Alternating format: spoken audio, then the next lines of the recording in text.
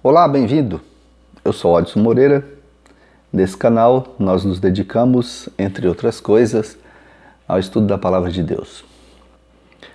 O nosso tema hoje é o serviço cristão.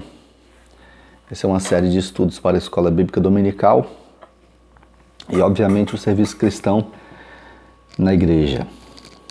Para texto áureo, nós temos aqui a carta de Paulo aos Filipenses, capítulo 4, a partir do versículo 14. Filipenses 4, 14 em diante. Todavia fizestes bem, associando-vos na minha tribulação. E sabei também vós, ó Filipenses, que no início do Evangelho, quando parti da Macedônia, nenhuma igreja se associou comigo no tocante a dar e receber, senão unicamente vós outros, porque até para Tessalônica mandastes não somente uma vez, mas duas, o bastante para as minhas necessidades. Não que eu procure donativo, mas o que realmente me interessa é o fruto que aumente o vosso crédito. Recebi tudo e tenho em abundância. Estou suprido, desde que Epafrodito me passou às mãos o que me veio de vossa parte, como aroma suave, como sacrifício aceitável e aprazível a Deus. E o meu Deus, segundo a sua riqueza em glória, há de suprir em Cristo Jesus cada uma das vossas necessidades. Esse texto menciona uma figura importantíssima, né? Epafrodito. Epafrodito foi um homem de quem Paulo disse que era um verdadeiro amigo, cooperador no Evangelho, era um companheiro de lutas. Epafrodito foi alguém que serviu a Deus com a sua vida, né? Com o seu tempo, com seus dons, com seus talentos. Ele esteve à disposição do Senhor. Esse nosso estudo, então, trata de serviço cristão. A igreja é o espaço, é o lugar, é o ambiente, é a família, né? A igreja é onde nós podemos servir a Deus de forma plena, de forma total. Essa nossa lição hoje tem como uma introdução aqui muito interessante, eu gostaria de ler, né? Ela vai ser muito curta, né? São 5 divisões, mas nós vamos fazer apenas 4 aqui. E na introdução o autor diz assim: após o imperador Constantino ter acabado com as perseguições aos cristãos em 313, torna-se imperador no ano 361 Juliano, conhecido como o Apóstata. Hostil aos cristãos, ele fez de tudo para ressuscitar o paganismo no Império Romano durante a curta administração de 20 meses. Todavia não conseguiu seu intento, em parte porque seus súditos pagãos, ao contrário dos cristãos, se recusavam a compartilhar seus recursos com os necessitados. Relutante, Juliano fez a seguinte declaração acerca dos cristãos: aqueles galileus bondosos alimentavam não só os seus pobres, mas também os nossos. Essa é uma observação lá no início da igreja, né? No 4º século depois de Cristo. Veja que sempre foi uma marca, né? Uma marca característica da igreja, o serviço cristão. O serviço de ajuda, de apoio aos mais necessitados, mas é um serviço que começa primeiro internamente, né?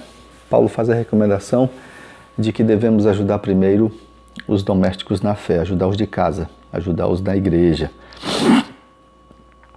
Mas essa marca, então, já foi sempre vista na igreja, desde o início. Vejam, vocês se lembram como a igreja existia, né, quando foi criada, lá em Atos 2.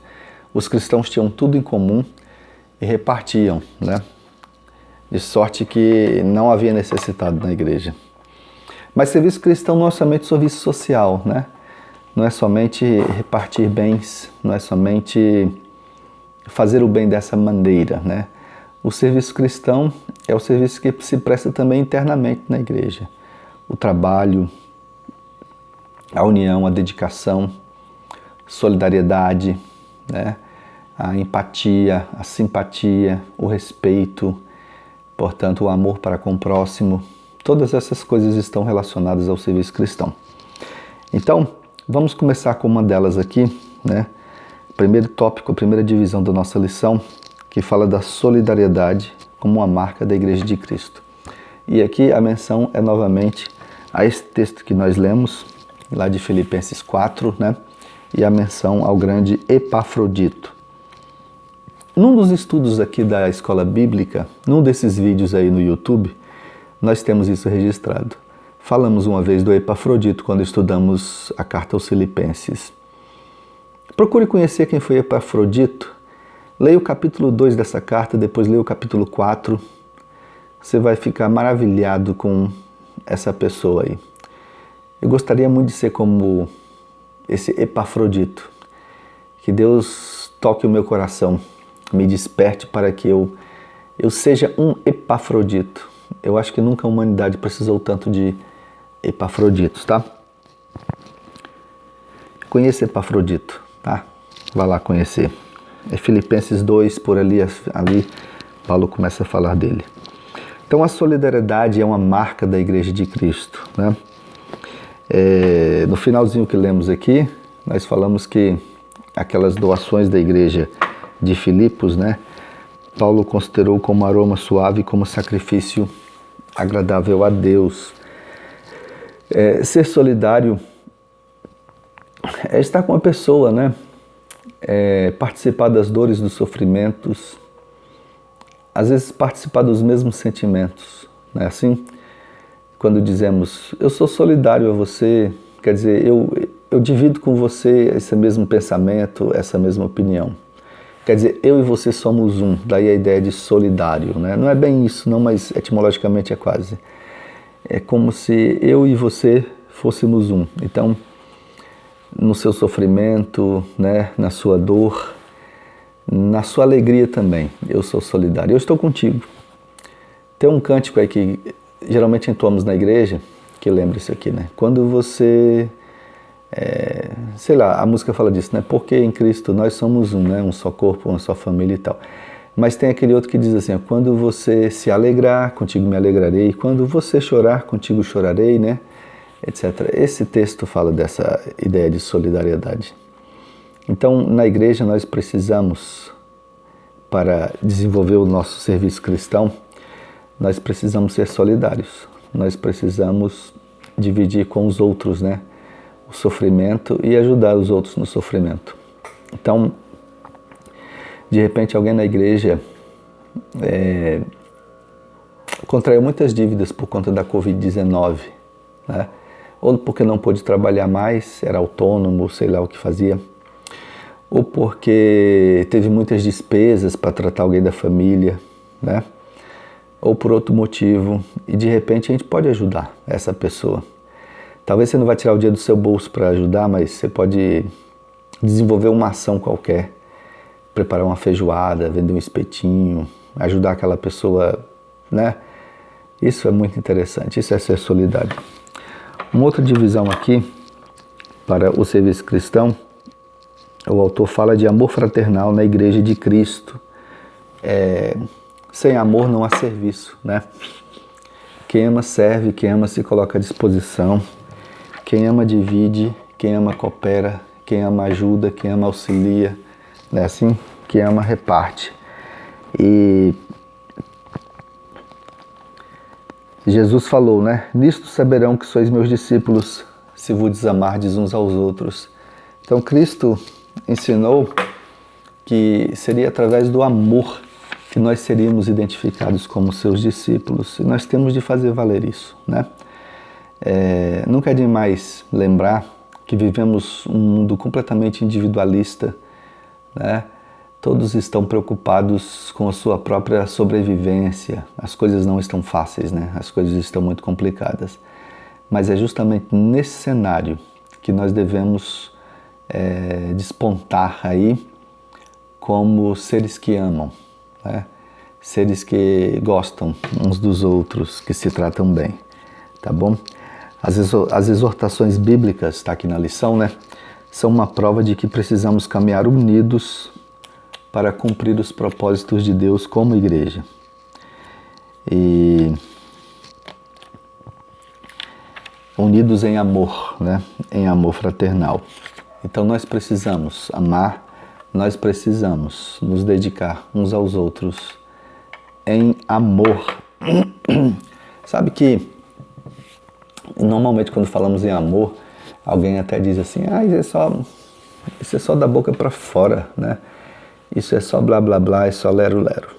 Então vamos nos esforçar para que não seja mais blá blá blá, para que não seja mais somente da boca para fora e para que não seja somente lero lero. Tem que começar pela gente, né? A terceira divisão aqui trata do trabalho da igreja em união. Esses estudos todos, né, são repetitivos.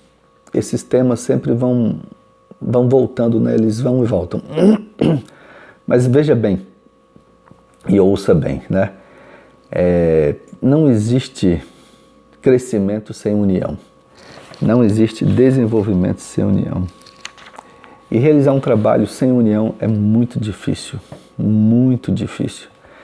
No serviço público, onde, por exemplo, trabalho, né? Ou no setor privado, nós todos sabemos que trabalhar sem união é muito difícil. É muito difícil desenvolver um trabalho, desenvolver uma atividade sem que haja união, sem que haja cooperação. Aquela famosa ideia de trabalho em equipe, né? Então, para o crescimento de um setor no nosso serviço, né, profano, nas nossas atividades seculares, para que o setor se desenvolva, cresça, tem que existir união. Eu estou muito feliz porque sou muito abençoado por Deus no meu trabalho. Eu sempre trabalhei com pessoas que se envolvem, né, que se dedicam, que se dão as mãos, que unem as forças. Atualmente, no meu trabalho, por exemplo, isso tem acontecido de forma muito intensa, né?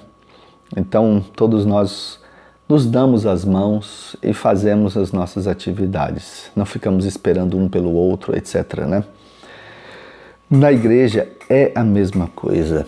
Se na igreja não houver união, o trabalho não tem como se desenvolver, o trabalho não tem como crescer, né? Então falamos há pouco de amor fraternal e a união existe quando há esse amor fraternal. Paulo, nessa mesma carta aos Filipenses, quando escreveu, ele faz menção de duas pessoas que viviam em contenda, Evódia e Síntique, né? São nomes bonitos, né? Eu gosto desses nomes, Evódia, Síntique. Tivesse eu outras filhas, né? Talvez pudesse dar esses nomes aqui. Eu já vi alguém com esse nome, Síntique, é bonito. Bom, essas duas pessoas andavam em contendas, elas viviam em desarmonia. E Paulo diz assim, olha, suplico a Evódia e a Síntique que entrem em acordo no Senhor. Sem acordo não há crescimento, não há desenvolvimento. E nessa carta aos Filipenses, Paulo fala de serviço cristão, fala de trabalho, fala dessa harmonia e fala sobretudo de alegria, né? Paulo fala de alegria, de felicidade nessa carta. E talvez a desavença que houvesse entre essas duas mulheres, né, estivesse prejudicando sobremaneira o trabalho ali, o desenvolvimento da igreja, o crescimento da igreja em Filipos. E Paulo, ele escreve de forma enfática, né? Ele diz, suplico, não é assim? Suplico a Evódia e Síntique. Não é peço simplesmente, não, suplico. Então, esse pedido com insistência, porque Paulo sabia que a falta de harmonia, né, a falta de união, prejudicaria o trabalho da igreja. Lá na abertura desse texto ainda, dessa carta, né, logo depois da abertura, do capítulo 2, para frente ali, Paulo apela para que os irmãos permaneçam firmes num só espírito, combatendo juntos como a sua alma pela fé do Evangelho. Então, todo esforço de uma igreja em seu combate pela fé do Evangelho é prejudicado pelo partidarismo e consequente desunião entre os irmãos. Eu já estive em igrejas onde havia partidarismo, onde havia falta de harmonia, onde havia intriga demais entre os irmãos. E como isso prejudicava, né, o desenvolvimento da igreja. Então, meus queridos, O trabalho da igreja tem que ser feito em união. Se existe aí alguma falta de união, vamos consertar essa história para que a igreja cresça, a igreja se desenvolva. É obra do Senhor. A quarta e última divisão aqui, porque eu não vou tratar da quinta, né? Fala da responsabilidade social da igreja. Esse é um assunto muito debatido, né? Para dizer no popular, um assunto muito batido, responsabilidade social da igreja. Existiu aí a teologia da libertação, surgiu aqui na América Latina. A propósito, o grande mentor da teologia da libertação era presbiteriano, né? Mas esse autor, esse pensador foi execrado, né, dos círculos presbiterianos no início, mas a ideia da teologia social, né, do evangelho social, na América Latina foi abraçada pela Igreja Católica. Agora, na história da teologia, né, você for estudar, for pesquisar, você vai descobrir que o evangelho social surgiu mesmo foi na Igreja Batista. É interessante falar disso, né, porque pouca gente sabe. O pai da teologia social, digamos assim, né, o idealizador da teologia social, é um batista chamado Walter Rauschenbusch. Rauschenbusch, né?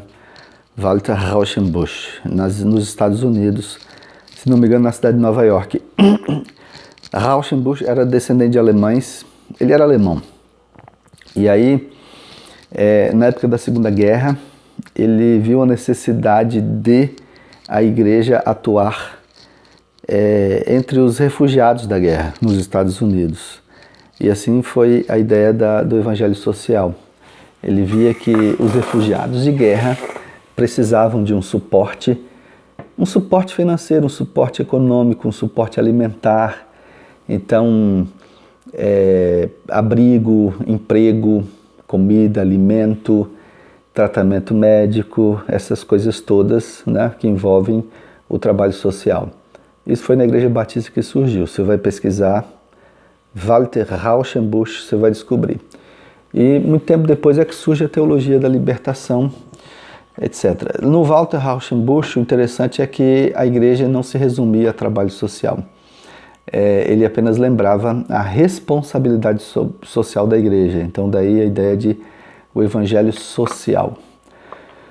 É muito importante que a igreja desenvolva um trabalho social, que a igreja saiba em que comunidade ela está inserida, quais são as necessidades do bairro em que a igreja está plantada. Às vezes a igreja quer atender interesses ou necessidades até mesmo fora do estado em que ela esteja, né, plantada, mas ao redor da igreja tem muita gente necessitada.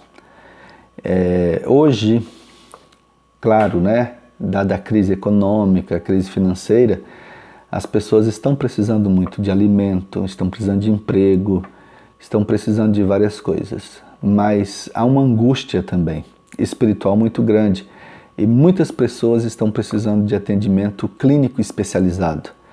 Estão precisando de médicos psiquiatras, né?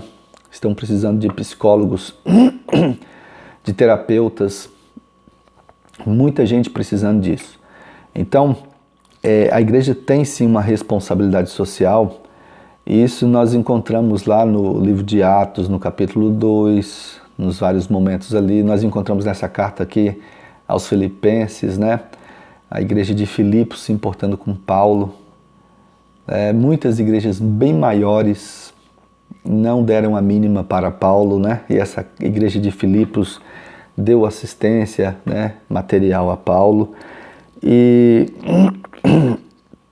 nos evangelhos nós vemos Jesus percorrendo cidades e povoados, pregando as boas novas da salvação, mas ele também curava toda sorte de doenças e estava preocupado com o sofrimento humano.